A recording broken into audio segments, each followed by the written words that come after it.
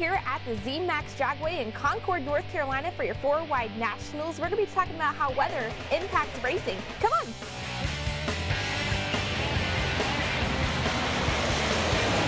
The Z-Max Dragway is the only 4-lane drag strip in the world. A sellout crowd watches everything from souped-up sports cars to the action-packed nitro cars. You need dry weather to race, but there are other factors you might not think about. This is why teams use their own stations to track weather right up to the moment the car blasts down the track. Funny car driver Jack Beckman and his team have plenty of experience adjusting to the temperatures and humidity.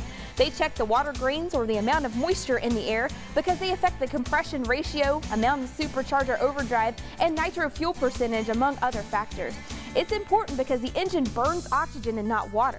And by the way, air is not the same everywhere. There are more trees here on the East Coast, which means more oxygen. The further up in elevation you go, the less air you have. This plays a role when tuning the car. Sky cover is another important factor. On a sunny day, the track can be over 50 degrees warmer than the air, which can affect the car's run. You start to get to that 110 to 115 range, you got to be mindful. You get to 130 degrees, completely different animal. So what's the perfect weather conditions? A cloudy day, where the track's cool enough to run good, but the weather's nice enough the fans are enjoying it.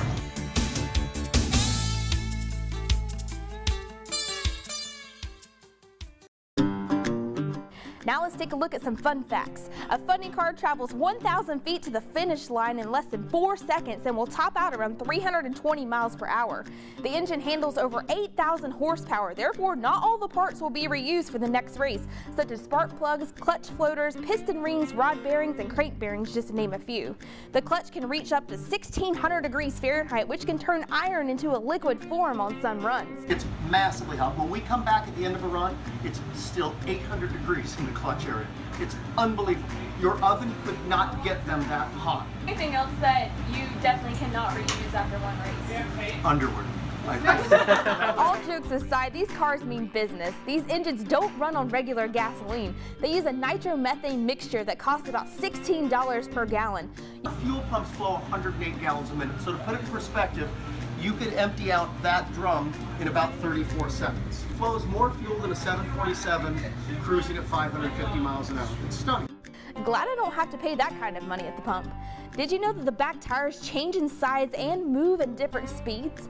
The car squats when you step on the pedal, and the rubber of the back of the tire moves faster than the front of the tires. Get up there to 300 miles an hour, and the thing will grow, and it wants to grow 2 feet in diameter, but you got 8,000 pounds of downforce shoving down on it that's trying to crush it.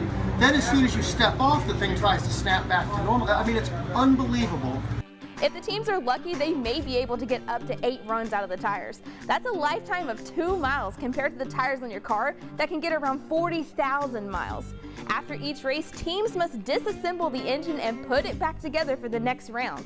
Well, how long does it take to tear down and rebuild an engine? It's 35 minutes.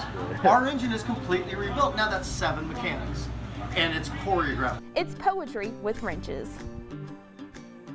I want to give a huge thank you to the Infinite Hero team, including Jack Beckman and 9 on Your Side viewer Bruce Stansel for introducing me to Jack. Thanks for watching this week's Sunday Science Tidbit on the Road. See you next week.